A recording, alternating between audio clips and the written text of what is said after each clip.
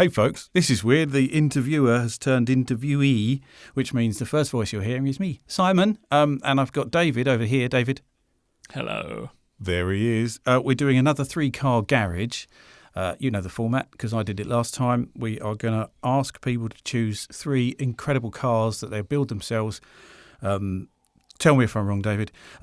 It's money, no object, but you're not allowed to build something to sell. That's right. It's 3 cars that you keep in your garage like forever, and that's what you're stuck with. You can't change them, you can't sell them. So it's no good picking something that's going to be really valuable. It's no good saying, I'm going to choose the latest Porsche GT3, and then because you think it'll be worth something, you're keeping it. Whatever you choose, you're keeping. So you've got to choose 3 cars to go in your garage. That's it. David, have you had a lot of thinking about this one? I have. It's been on my mind since we did the one with you, to be honest with you. Yeah. And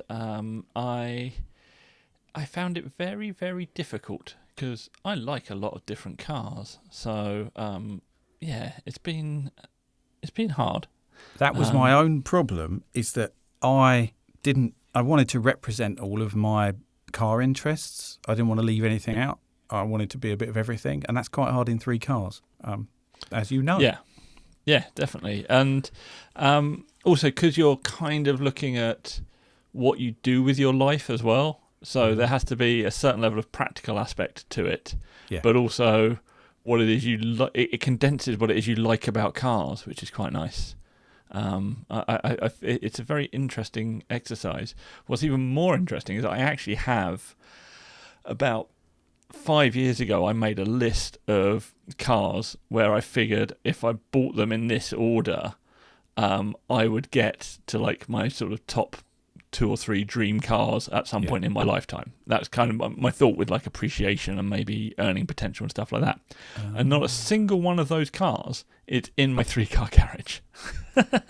Oh, there you go. Now, before we actually start with the cars, is there any particular order? Is there a favourite or one that you'd definitely have if it was a 1-car garage? Or shall I ask you that at the end?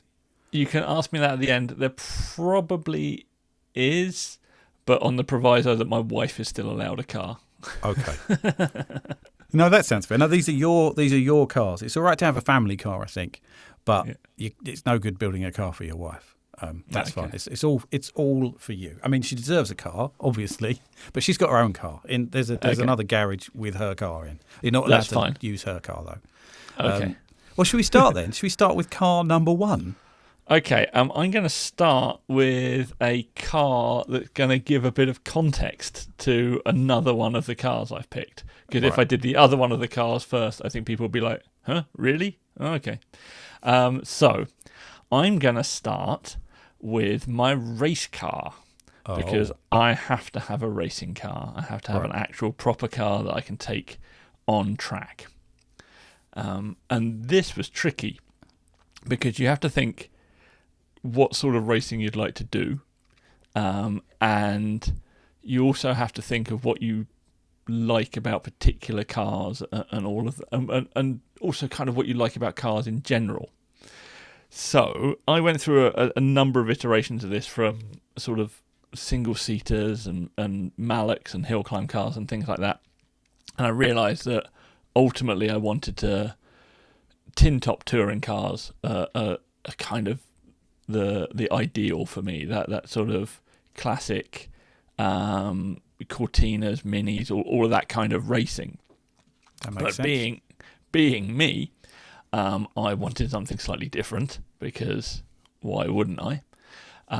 So I kind of ran through a few bits and pieces, and then obviously I ended up in Japan because that's where I'm likely to end up with these things. Yep. So I was looking at Isuzu Bellettes, which actually people do race in the UK. There's a few of those around. Yeah. And I looked at the Mazda 110S, the original Cosmo, the rotary one, because it is just the right level of obscure and weird. And they did race them a little bit.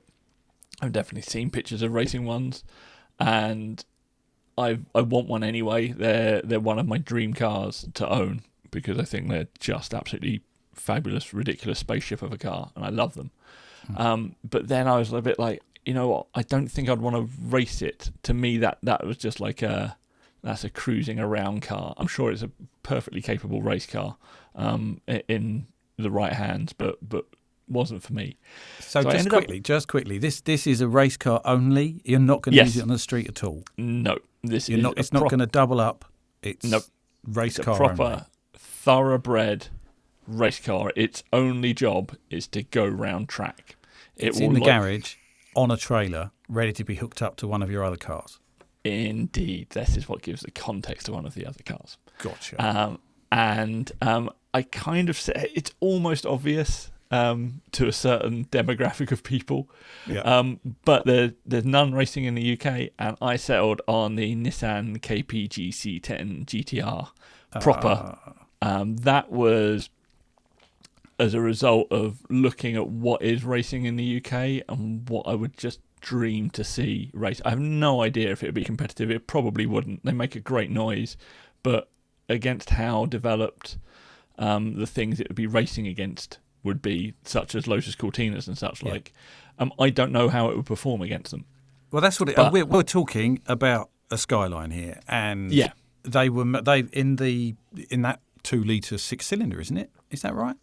That is correct. So I'm going to ask you a question. I know you've got more to tell me about your car, but when you said everyone's going to know what I'm going to choose here, I just thought you were going to say it's a B310 Sunny. No one wants that. They're quite racy. There's the TS Cup and all that. I thought that might be obvious. Maybe, but that's because in my head that's the achievable thing. That's not like the dream. Here's an infinite amount of money, buy what you want. In fact, if I were being, you know what, live on air, I'm going to change. I'm going to change my choice, not to a B310 Sunny. Oh gosh, I'm going for the C110 GTR, of which there are 198 built, because this is the dream car garage. And I can have anything I damn well want. Much as I absolutely love the KPG C10 GTR and they are iconic, the C10 GTR, which followed it, is much rarer, and I kind of prefer them. Is that shoot a me. Ken and Mary one? That is that's the Ken Mary. Right. Skyline.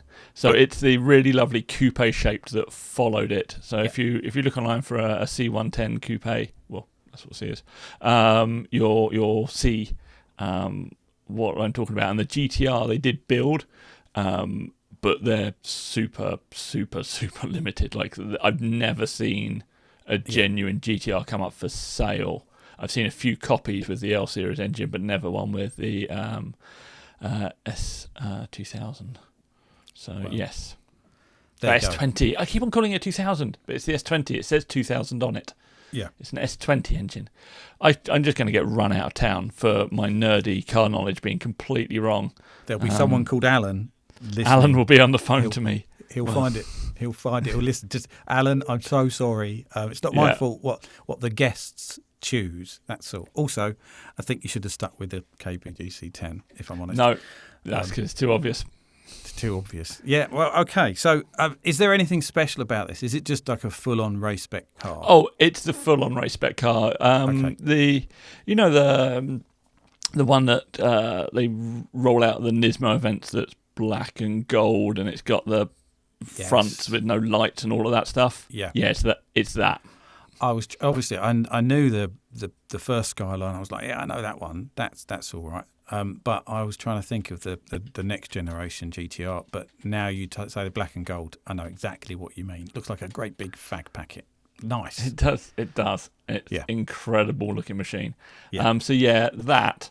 But racing against Cortinas and such like Lotuses and Minis and Mustangs and Camaros and Jaguars. Yeah. All right. All of that business. Cool. On a matching trailer. Of course, it'll probably have RS Watanabes on the trailer on the car. 4 Watanabes, 9 by 15 on the trailer, on the black and gold trailer. I'm giving you a pass on that. That's a good choice. Is it too early for car number 2? No, I think car number 2 goes with car number 1. Yeah. Because car number 2 is the kind of family car, but it is also obviously the tow car. It's got a tow bar. Yeah. So I sort of ummed and ahed a bit about this one because it genuinely, at one point, I was just going for a Volvo XC90 because I love them. And I went and test drove one not too long ago, and they're great. My finger is hovering over the stop recording button. The thought that this could happen. I've chosen an XC90. Well, thanks. We're really going for that mum demographic now, are we, on the podcast? No, it would be the 4.4 litre V8 one. Obviously, that Yamaha V8 is a lovely engine, but which is what we were looking at. But I can't do that. I can't do that for a dream car. It's not a dream car. It's a car on my own. So then I was thinking in a similar vein, and there's a lot of modern companies doing effectively resto mods of 4x4s. Yeah. So then I was looking at Iconic and looking at the sort of stuff they produce, Iconic 4x4 in the States, because I could get something shipped over. Yeah. And there's UK companies like Cool Vintage. I'm very, very, very strongly in favour of a company called Arconic because they're not very far from my house.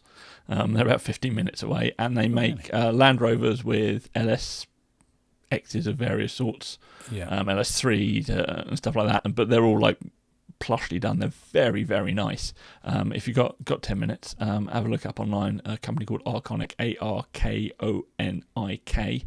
And at some point I plan to go up there and do a video with them because they are literally 15 minutes from my house and they are lovely people. And that was a very close run thing. And if my wife were picking this, it would definitely be one of those because she loves a Land Rover, but they're all Land Rover based. Yeah. And then I remembered a thing I'd seen a while ago. And there's a company in Korea called Mohenic, Mohenic. Wow. And they take Mitsubishi Pajeros and resto mod them, and they look magnificent. I'm going to stop you again. I'm so sorry. We've just let this pass. There was an opportunity for one of your brilliant language things. You just said mechanic like it was normal, and I wanted something maybe a little bit more Korean. Maybe. I'm so sorry. I'm absolutely not doing any kind of Korean accent. You do French, you do German, but you're not doing Korean. But no, I'm sorry, I shouldn't have stopped you. Mohenic, that's what we're saying. Mohenic. It's a Mohenic G. Now, my only problem with the Mohenic G is the 4-door ones, which is what I want. They only do with diesel engines, and they're all like 2.5 litre diesel engines. No. The 2-door one, they do with a 3.5 litre V6, which also isn't really what I want. So effectively what I want is Mohenic, a Mohenic G 4-door, but with an LS or some such in it. But the Mohenic G is a very specific thing. They've got their own little bits of styling and stuff they do on them. So I think it would be kind of a case of buying one of them and then getting the drivetrain redone, probably with them, to be honest.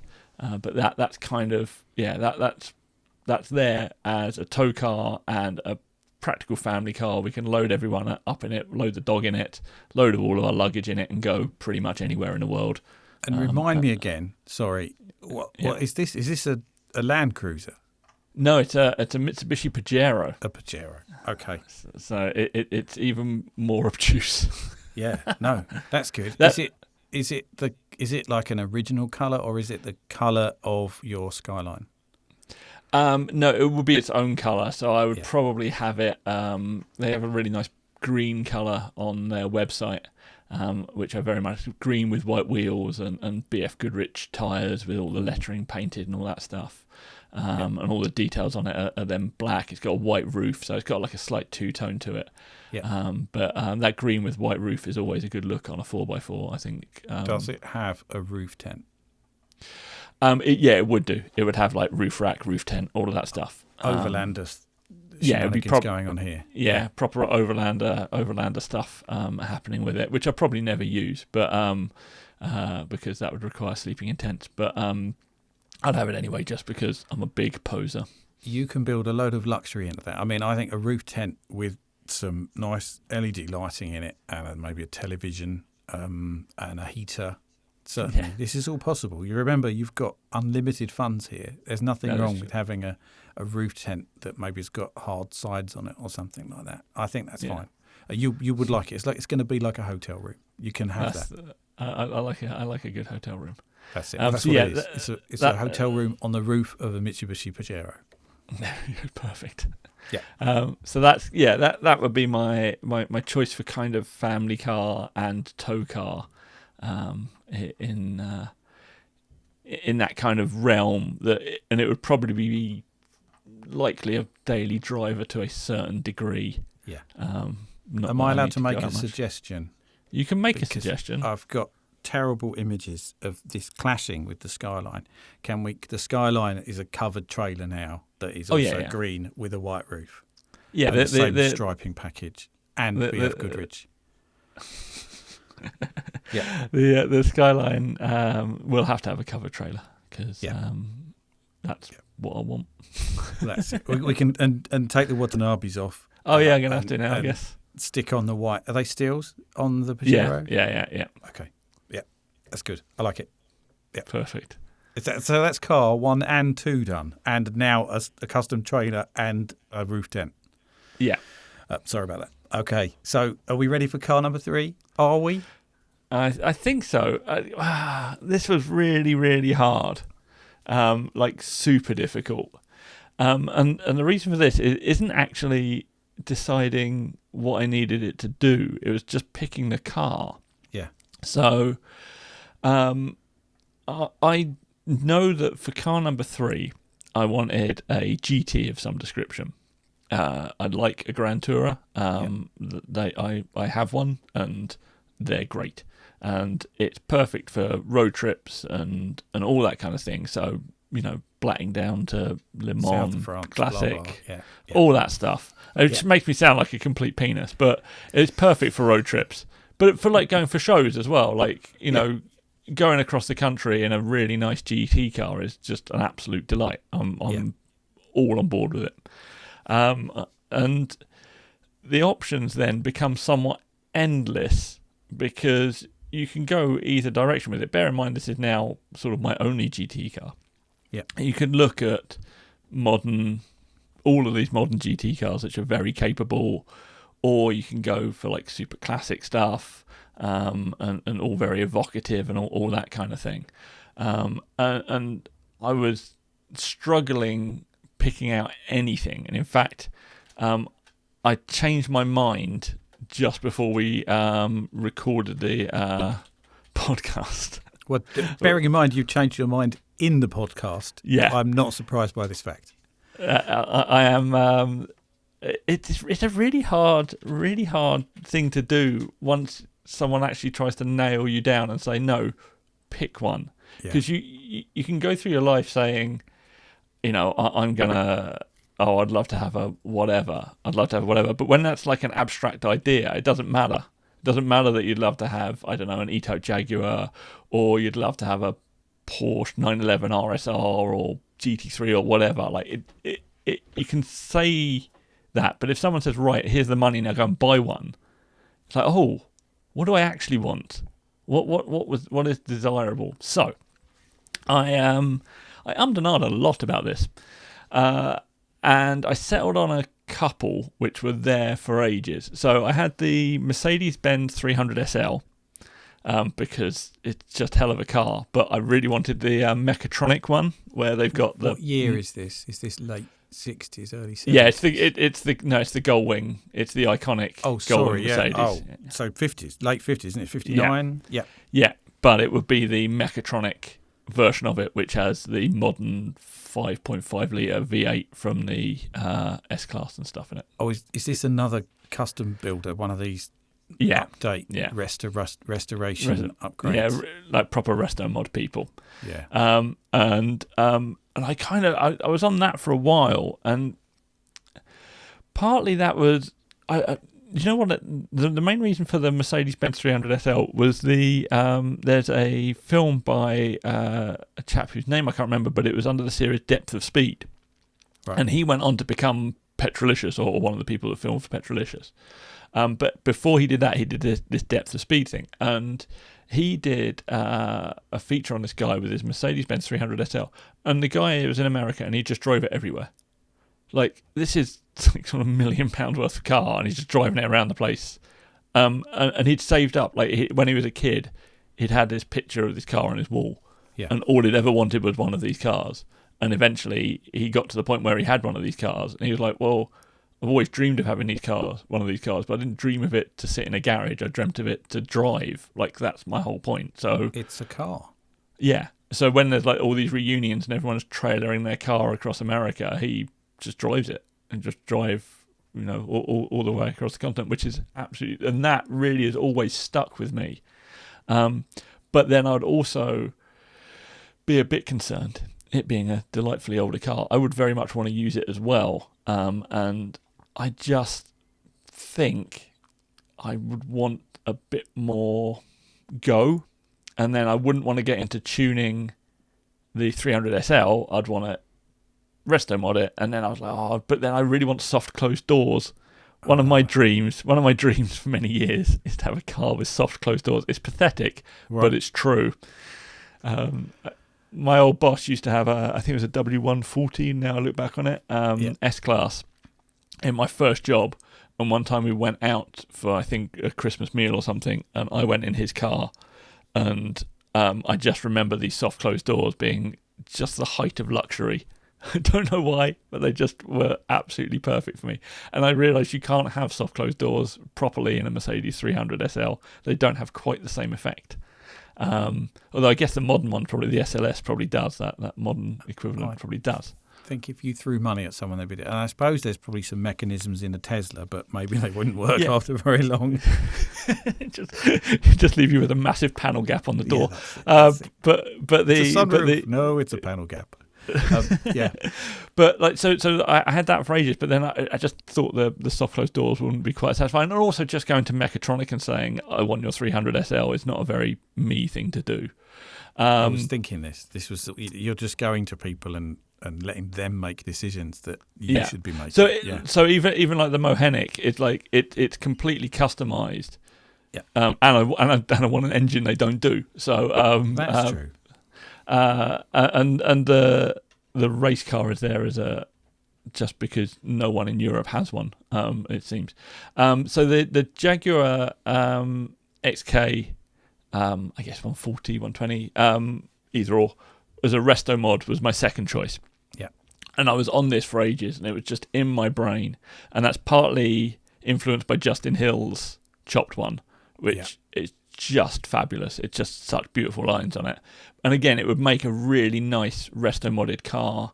But that would be all entirely bespoke, like black, and probably red leather interior, or oxblood, like a dark red leather interior, and modern power plant, and just everything perfect in it. And there's a company called Lunas, I think, that do like electric ones that have been modernised, and they look quite nice. And I was sort of thinking, so I don't want an electric car. I'm not interested in them really, but not as your GT car. Not as my GT car, no. but like what they do in terms of like the rest of the restoration and making it look nice. I was kind of on board with that, and I was on that for a while, and then I remembered something. I'm trying to keep up here. So we're not having the Gullwing. We're not having the Gullwing.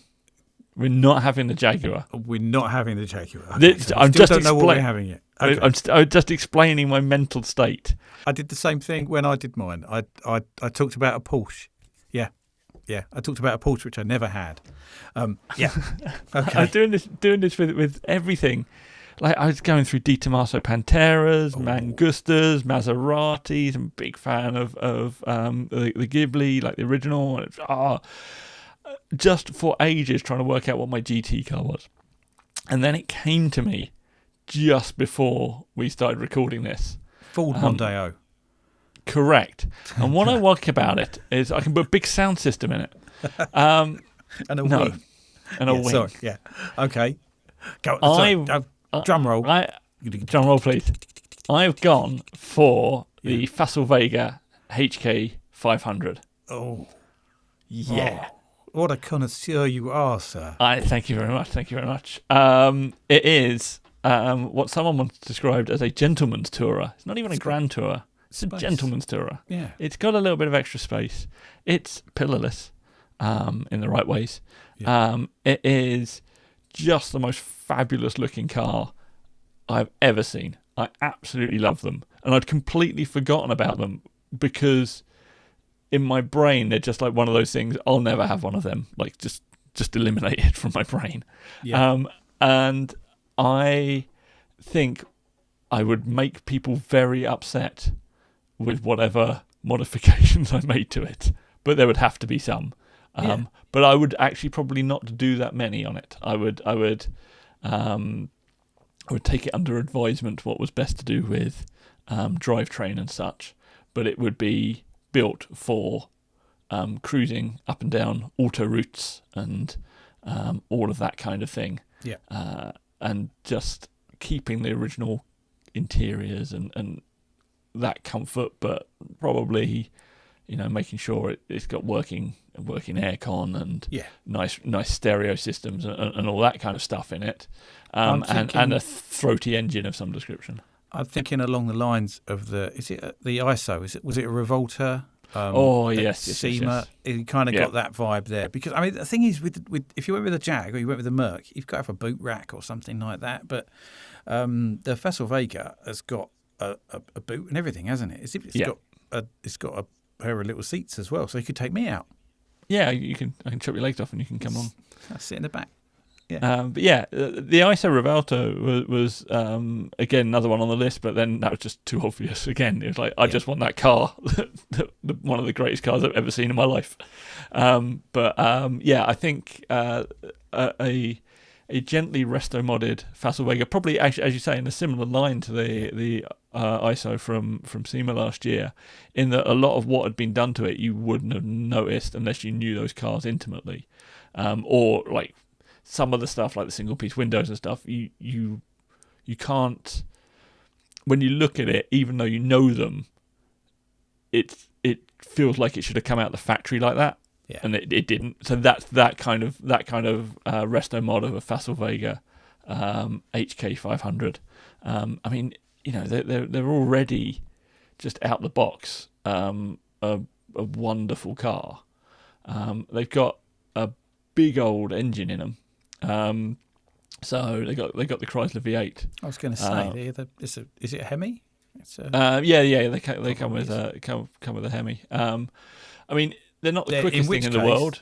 In that case, you need to put a Hemi in it. You need to just put a modern Hemi in it. Yeah, that's kind of where I'm thinking is that it's already got an American V8, so actually sticking an American V8 in it is not too outrageous. It's the right thing to do.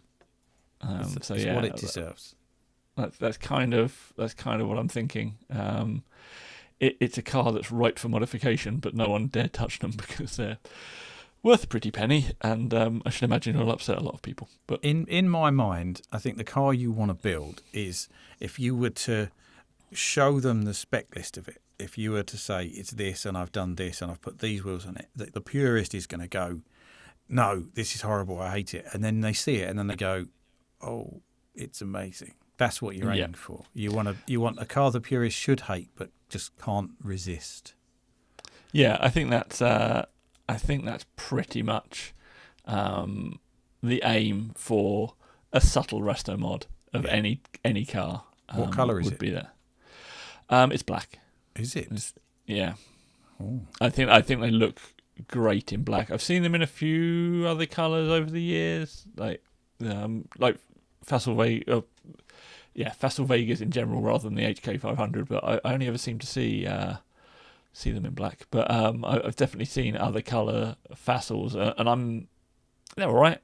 Like silver, fine, green, fine, but they just look proper in black. They're a car that, to me, has a colour, and that colour is a shiny black. Yeah. And what, with a red interior? Yeah. Well, you know what? No, I don't. I've had a thing for many years. I really want to, for ages, I wanted to build a Rover SD1 in black with white tuck and roll interior with black piping. Yeah. And I just really like the idea of a really deep black on a car with a white interior. Yeah. Like a white leather interior with all the details being in black. And I think I would probably want to do that with this, but I fear a white leather interior. Yeah. It just in my head it looks great. It's probably in the flesh it looked terrible. So it would probably have to be. It would likely be a red or a cream. They come with a cream interior generally. Yeah. Because the white is not going to stand the test of time. Now I'm starting to think of a tan leather interior. I think you're probably. I'm down on. Like the white doesn't sound like a good idea at all. But at the same time, it's exactly the kind of mod that I think when we talk about the list and you go, no, it's never going to work, and then it just does. You just do it so that it does work, and it's got a hot rod element feel to it. It's got a proper 50s tuck and roll look to it, and I think it ticks some boxes. I think it might. Work. I think. I mean, it would be the seats. Like the interior trim would have to sort of be made to match the rest of the. It would have to be a bridge between the outside and the inside. I don't think you could have, because they have these big areas of trimmed interior.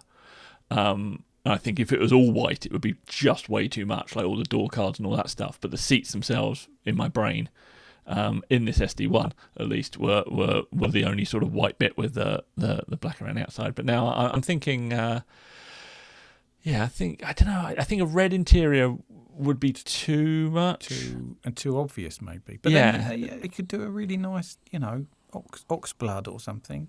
Yeah, maybe. But no. Yeah, I haven't gone too far on the interior. I just know that like the car would have to be the Facel Vega, and the engine would be a modernish V8 Hemi, as you say.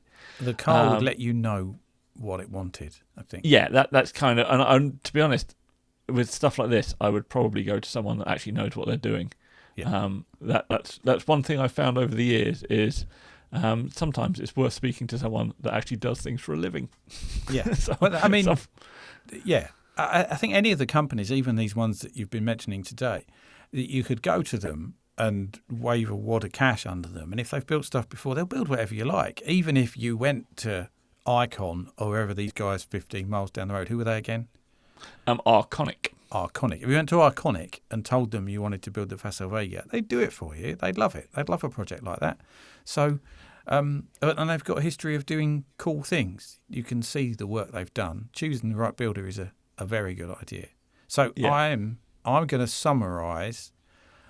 You have got a race car that is a Skyline C110. That is correct, GTR.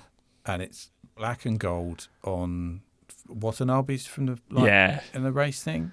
Yeah, that's good. But you actively want to campaign that in some sort of Goodwood tin top race series or something. That would be out and about with the I don't know who I'd take it out with, but I know the CTCRC, the Classic Touring Car Race Club.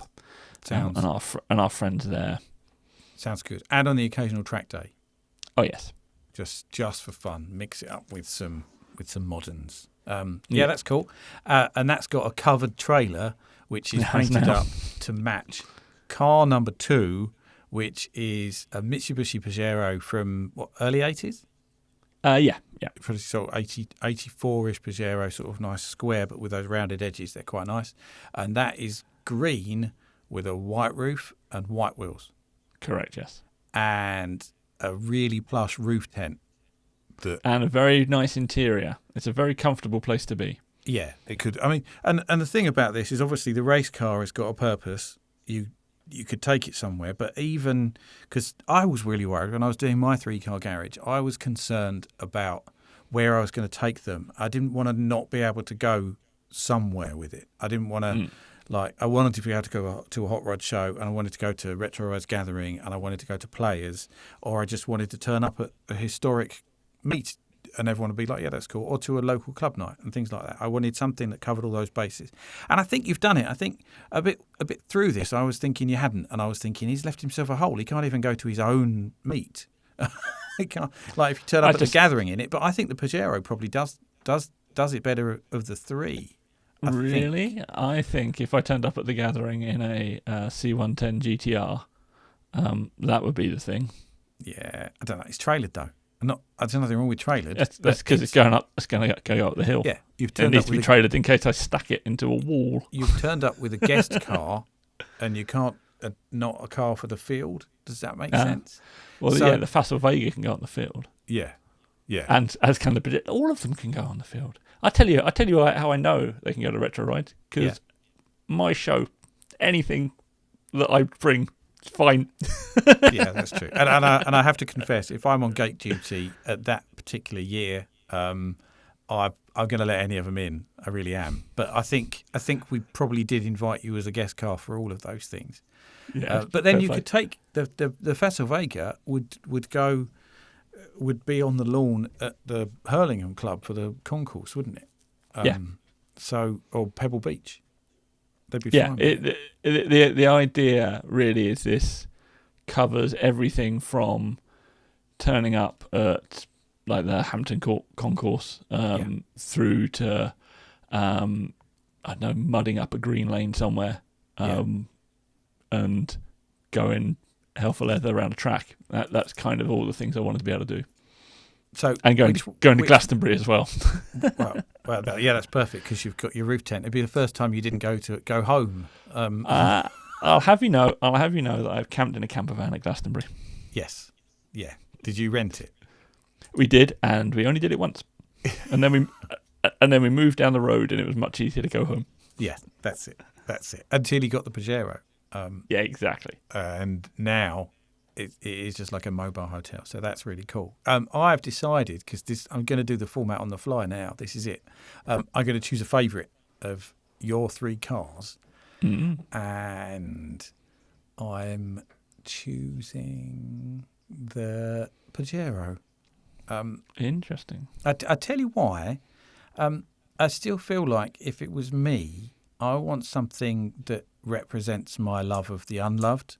And I know that Facel Vegas and to an extent the Skyline they're cars that are rare and they're unknown, but they're also incredibly cool on their own. And there's something in the middle about the Pajero there where it's like I could buy one for $5,000 maybe, but I've made it really special. I've thrown the loving into it. I think that's why the Previa was in my list, because I wanted to be that guy that spent too much money on a Previa because he loved it. I'm that guy that spent too much money on every car I've owned. Every single one of them. That's it. And then giving it away. If I made you choose one, if I could only have one car out of these three, I would go for the Facel Vega. Because I would imagine my wife at this point has something that could handle the dog duty side of life, because it's also a weirdly practical car. In, as you point out, I can actually put other people in it, and it can have stuff in the boot. I don't think I would go to the tip with it, with loads of leaking bags of green waste in the boot, but you never know. You wouldn't load it up the night before, and so it's full of spiders by the time. Yeah. Have you ever done that? Gone at the dump. Yeah. And you've put a load of weird wood in it. Sorry, that's nothing to do with three car garage, is it? I'm sorry about that. Spiders everywhere. I did that with the Previa once. So many spiders. So many. They never leave. But yeah, I'm not doing that. I'm not doing that with my Facel Vega. No, don't. I advise anyone with a Facel Vega, do not take it to the dump. That's it. Unless you're really rich. This is nearly it. We've done three car garage. You have chosen three absolutely incredible cars. I like all of them. I go with the Pajero in the middle because that's what I'm doing now. And you've gone with your Facel Vega, and they're all great. We need to. Thank you very much. Well, that's it. We're done. We're going to do another one of these with some other people. So everyone, listen for more of this stuff. That's what's happening. That's it. Thank you very much. Three Car Garage. Second episode. Draw a line under it. Good night. You don't know how to end podcasts either, do you? I don't know. Yeah, I do. Like this.